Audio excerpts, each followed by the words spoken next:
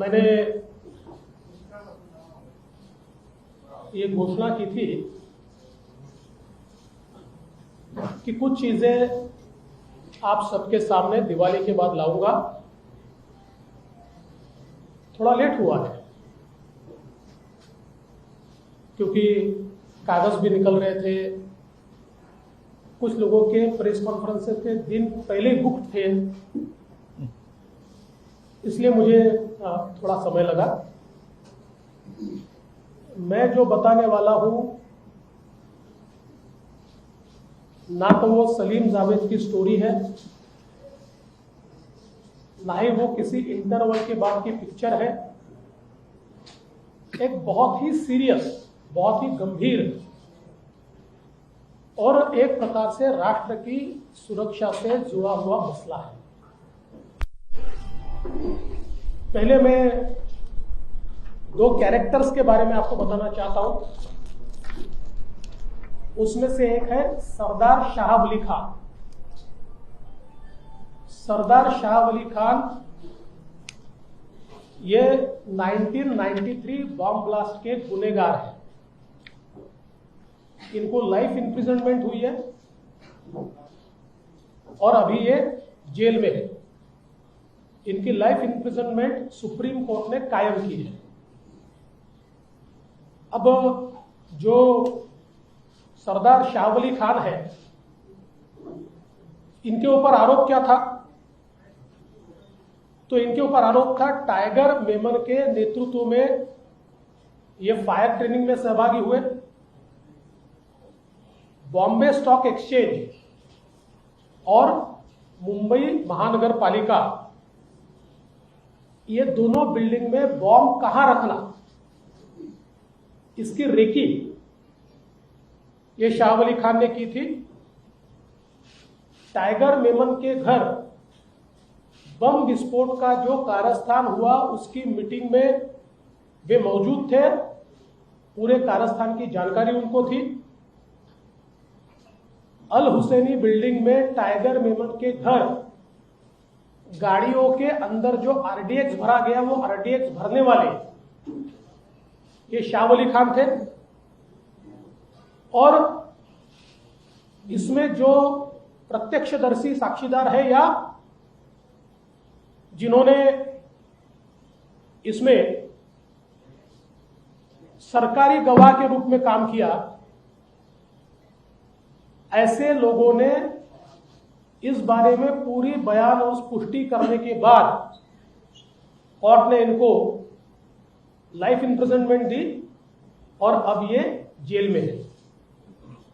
दूसरा कैरेक्टर है मोहम्मद सलीम इशाक पटेल उर्फ सलीम पटेल। ये जो सलीम पटेल है, आपको याद होगा कि स्वर्गीय आर पाटिल जी का एक समय वो कहीं किसी इफ्तार पार्टी में गए और उसके बाद आप लोगों ने न्यूज चलाई थी कि गुनहगार के साथ उनकी फोटो चली। आर पाटिल जी का उसमें कोई दोष नहीं था, लेकिन जिनके साथ या दाऊद के आदमी के साथ उनकी फोटो चली, वो दाऊद के आदमी के साथ चली हुई फोटो में जो दाऊद का आदमी बताया जाता है वो है ये सलीम पटेल। सलीम पटेल हसीना पार्कर के ड्राइवर भी थे, बॉडीगार्ड भी थे और फ्रंटमैन भी थे। और हसीना पार्कर इनको जब 2007 में अरेस्ट हुई तो उनके साथ में सलीम पटेल को भी अरेस्ट हुई। और मुंबई पुलिस का रिकॉर्ड अगर हम चेक करें और इंटेलिजेंस का भी रिकॉर्ड हम चेक करें तो दाऊद के फरार होने के बाद ये जो उनकी बहन थी हसीना पार्कर, या जिनको हसीना आपा कहा जाता था, इनके नाम से संपत्तियां जमा होती थी और इन संपत्तियों को जमा करने वाला ये सलीम पटेल होता था। इसके नाम से पावर ऑफ अटर्नी ली जाती थी। और आप अगर उस समय के न्यूज आइटम्स भी निकालेंगे तो आपके ध्यान में आएगा कि ये जो सलीम पटेल है ये जो सारा बिजनेस चलता था लैंड ग्रैबिंग का, उसमें हसीना पारकर के सबसे प्रमुख इस प्रकार से ये सलीम पटेल थे। अब ये तो हुई ये दोनों की बात। अब इनका संबंध क्या है? अब कुर्ला में एक 3 एकड़ जगह, 2 एकड़ 80 यानी 2.80 एकड़, 3 से थोड़ी कम, 1,23,000 स्क्वायर फीट की जगह, इसको गोवा वाला कंपाउंड कहा जाता है। तो गोवा वाला करके उनकी जगह थी। और ये जगह कहां है कुर्ला में? एलबीएस रोड पर। जिनको एलबीएस रोड, आपको तो मेरे से ज्यादा जानकारी है कि वो कितना प्राइस्ड एरिया है। एलबीएस रोड पर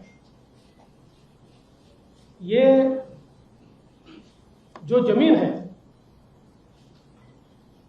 इस जमीन की एक रजिस्ट्री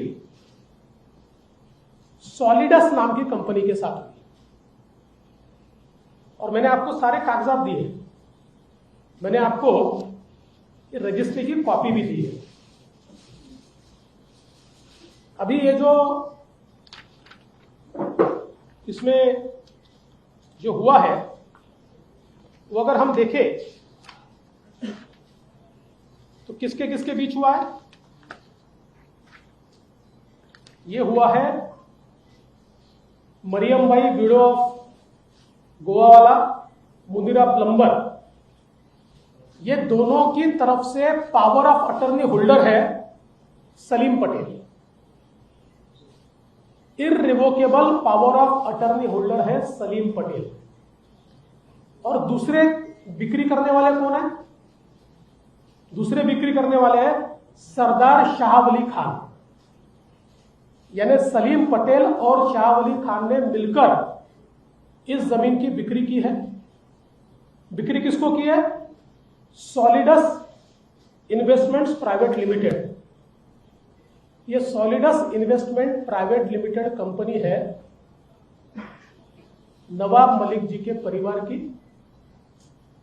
इस पर जो आपको मैंने दिया हुआ है, इस पर लेने वाले की साइन है, वो है फराज मलिक इनकी। इस सॉलिडस में 2019 में स्वयं नवाब मलिक भी थे। उन्होंने कुछ समय के लिए वो थे, बाद में फिर मंत्री बनने का उन्होंने इस्तीफा दिया और आज भी उनके परिवार के लोग उसमें हैं।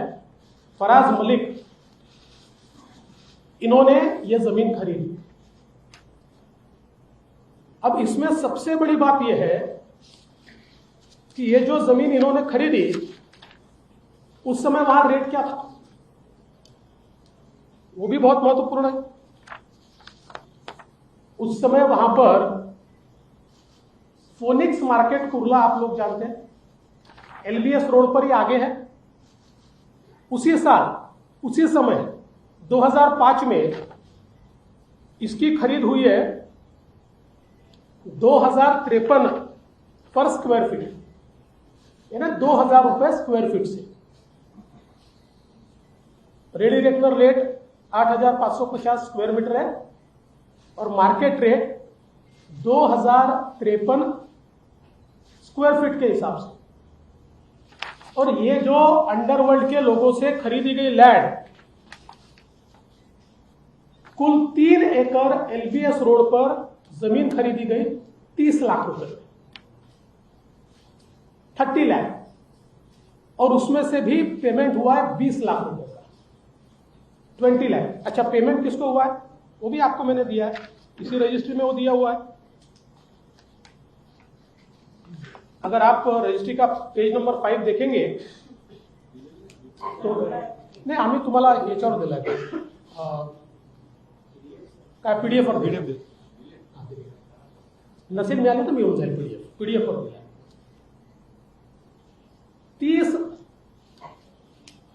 30 lakh. Now this indenture witness that in consideration of sum of 30 lakhs paid on the execution of these presents to the owner as per following particular.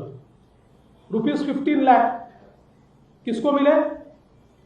Party number 1 and 2, लेकिन 1 एंड 2 को नहीं मिले। उनके power of attorney holder Salim Patel, इनके account में ये 15 लाख रुपए थे।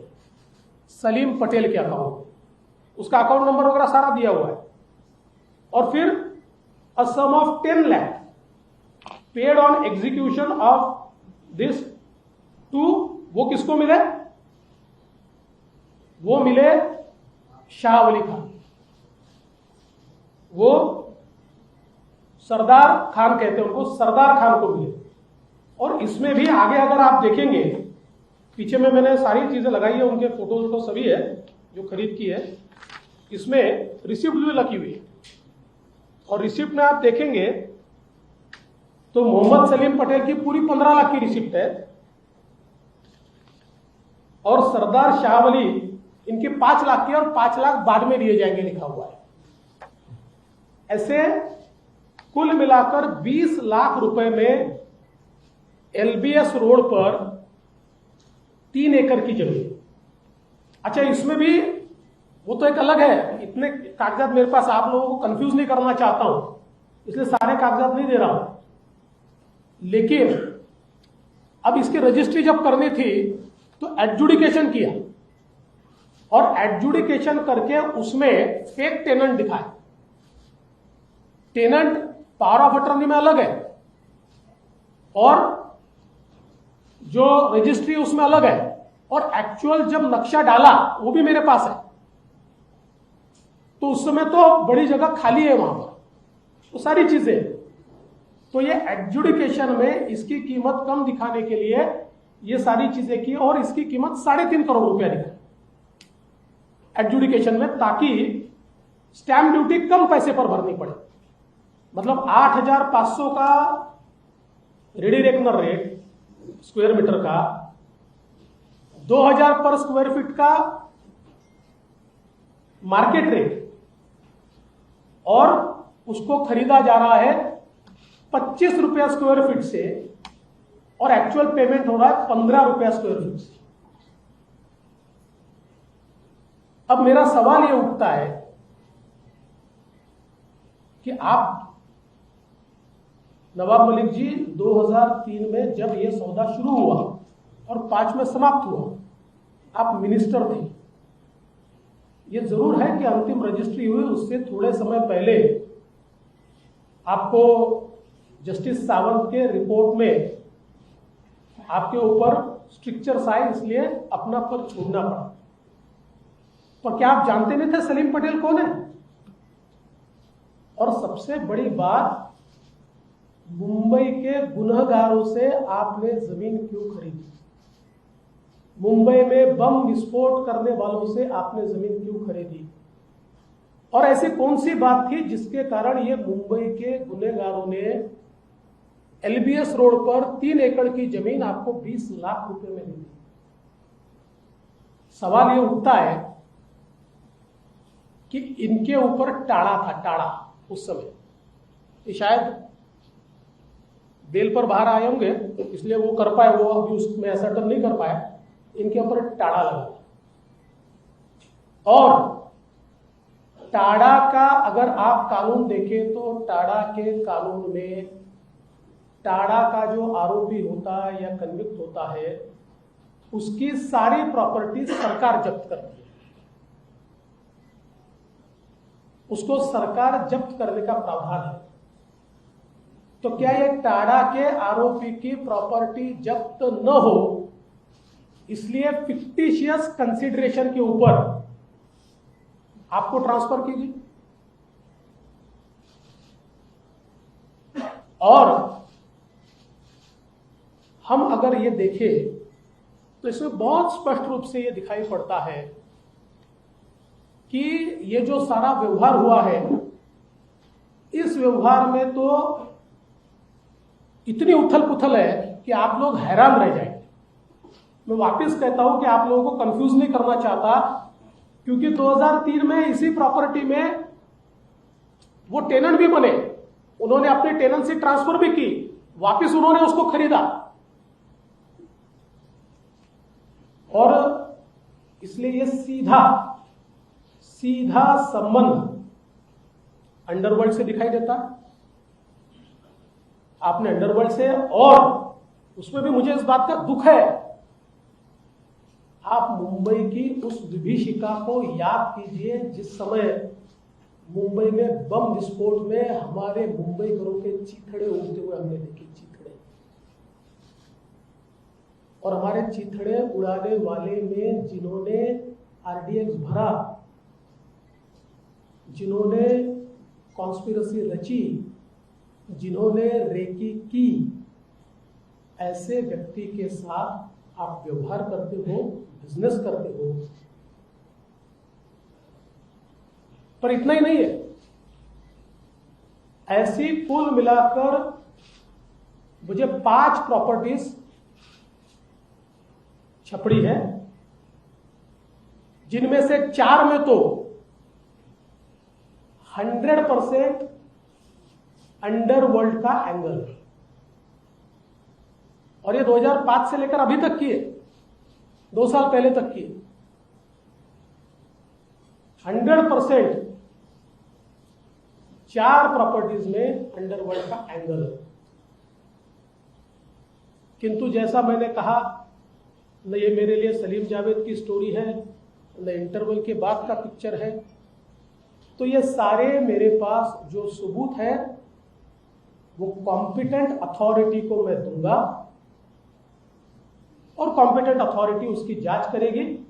और जैसा मैंने घोषित किया था, ये सारे सबूत राष्ट्रवादी कांग्रेस पार्टी के प्रेसिडेंट श्री शरद पवार जी को भी मैं देने वाला हूं, ताकि उनको भी पता चले कि उनके मंत्रियों ने क्या गुल खिलाया है।